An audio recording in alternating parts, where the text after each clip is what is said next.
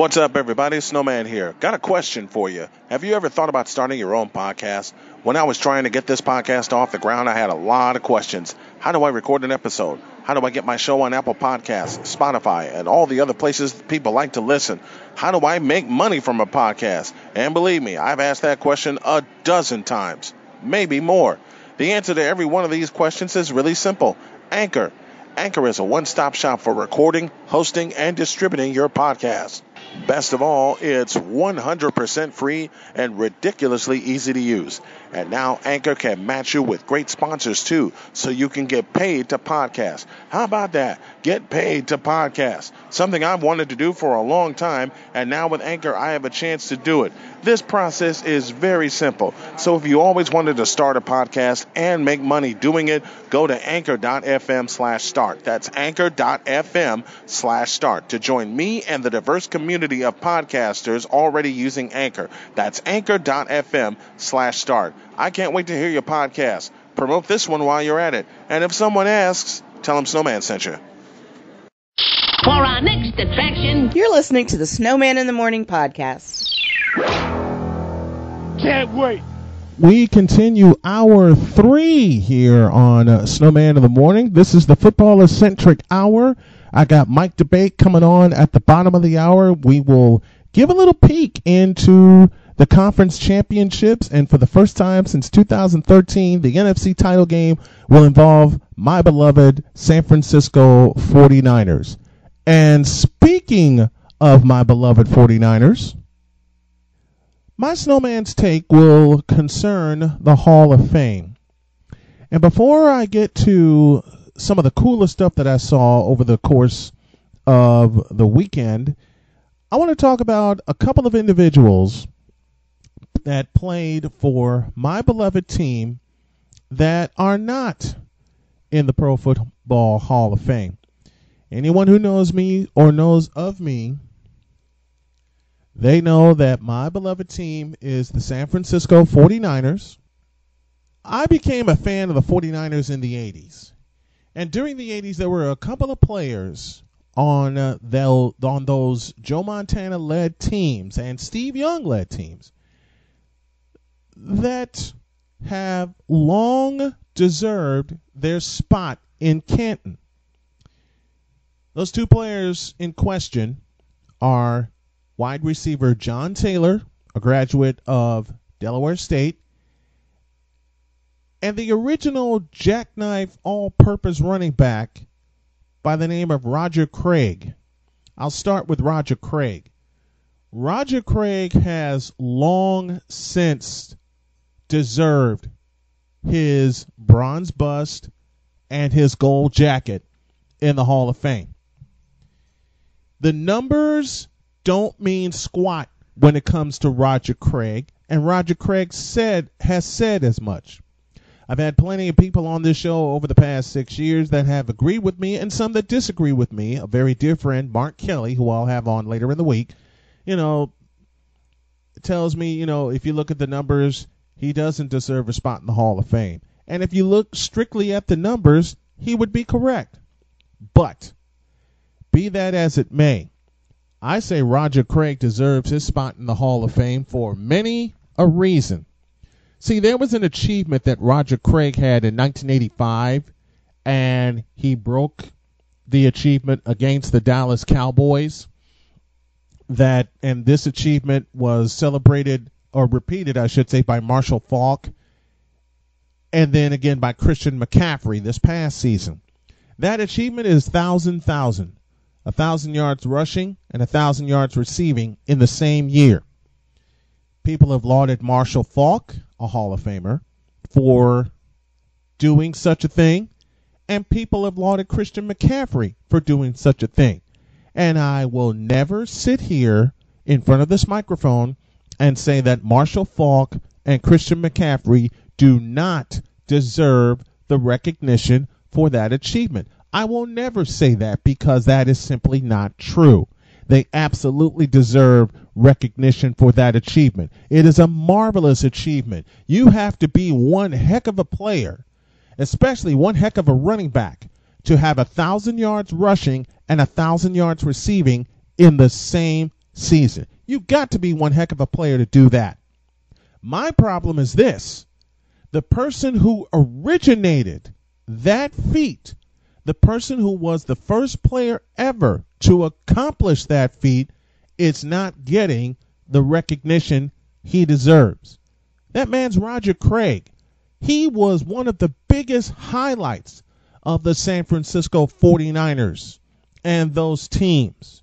He was one of the most instrumental players for Joe Montana and Bill Walsh. I spotted a video Saturday morning as I was getting ready to get the day started. My wife was helping me get the day started, which highlighted everything that he did in a San Francisco uniform. He's second in scrimmage yards to Frank Gore. But it's like he was the first one to get 1,000 yards rushing and 1,000 yards receiving in the same season. Again, that year was 1985. But it's not just the stats. It's the impact that he had. Him and Tom Rathman, another one that I believe deserves a gold jacket. The impact they had on that dynastic team. You couldn't mention Montana or Rice or anybody without mentioning Roger Craig and how big he was for that 49er offense. In Super Bowl 23, he carried 17 times for 71 yards. He also caught 8 passes for 101 yards. You know, the 49ers had 2 receivers that had 100 yards in Super Bowl 23. You know who the other one was? It was Jerry Rice. Roger Craig, as unfortunate as it is, and I have come to grips with this, got lost in the shuffle. When people ask me to name my 3 favorite running backs of all time, my 3 are always the same. Walter Payton, Barry Sanders, and Roger Craig. And I still get the question to this day, why do you put Roger Craig in your 3 favorite running backs? Well, it was fun to watch. He was tough as nails. He would hit you with those high knees. He was also a hurdler. And he was just one tough cookie. That's one of the reasons, aside of Kareem Abdul-Jabbar, Larry Bird, and Patrick Ewing, that I always loved the number 33. Roger Craig wore the number 33. And why he does not have his spot in the Hall of Fame, it's a crime to me.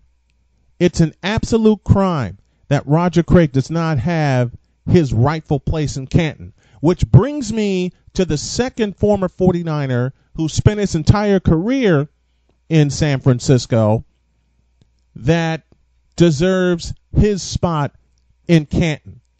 And that's John Taylor, wide receiver out of Delaware State. Why isn't John Taylor in the Hall of Fame? Once again, people will make the argument, if you look at the numbers, he does not deserve a spot in Canton. And if you look at the numbers on the surface, again, you would be correct. But I look at the impact. I thought the Pro Football Hall of Fame was all about not just the numbers you put up, but the impact that you have on the game. And John Taylor had a hell of an impact on the game with the 49ers. A former punt returner. He came into the league in 1986, drafted by the 49ers as a punt returner. And he became the number 2 wide receiver, or as I like to say, 1B, because 1A was Jerry Rice all day long. What if Jerry Rice had an off day? Who gets the ball? John Taylor does. I'll bring up an achievement that John Taylor did on Monday Night Football, which has yet to be duplicated.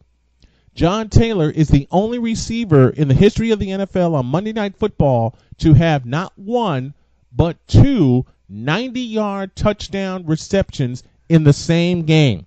That occurred in 1989 against the Los Angeles Rams in Los Angeles, or Anaheim as they were playing there at the time.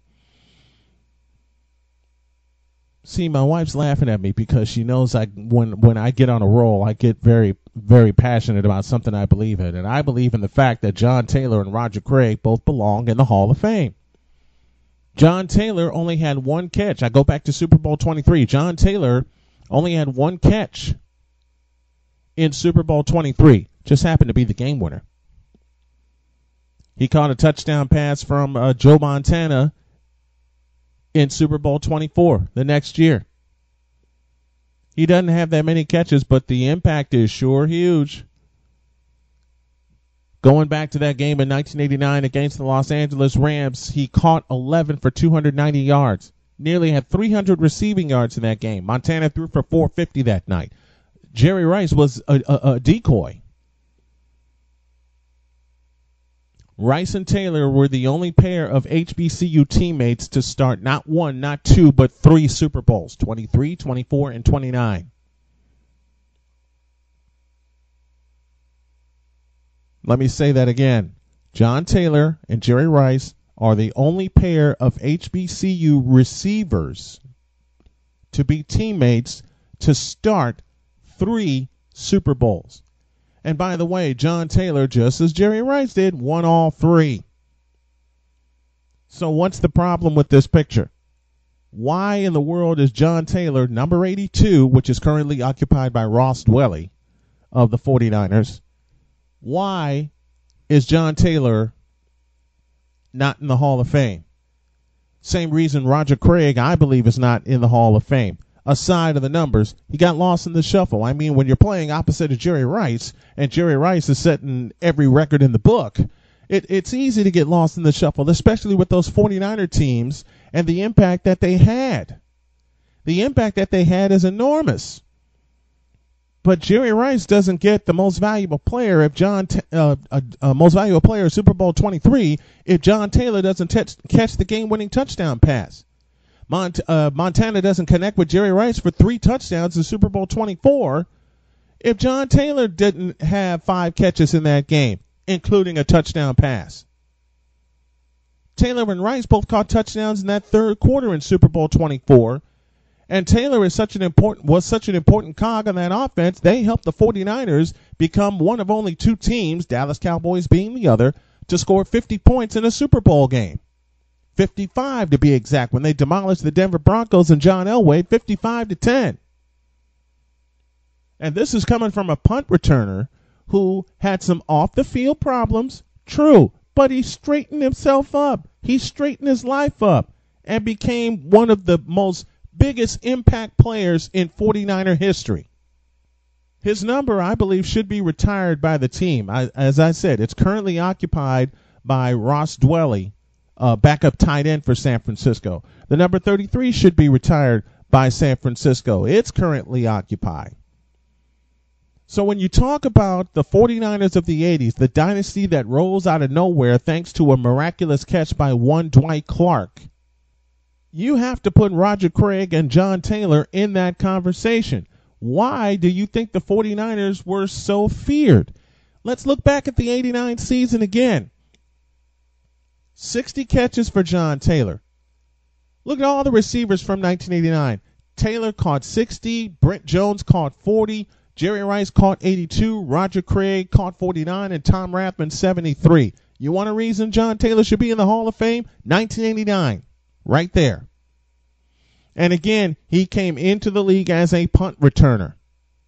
And he took 4 of them back for touchdowns. I believe he took 4 of them back for touchdowns. I know Mark's going to get on me about having incorrect stats, and I'm sorry. I tried to prepare as best as I can.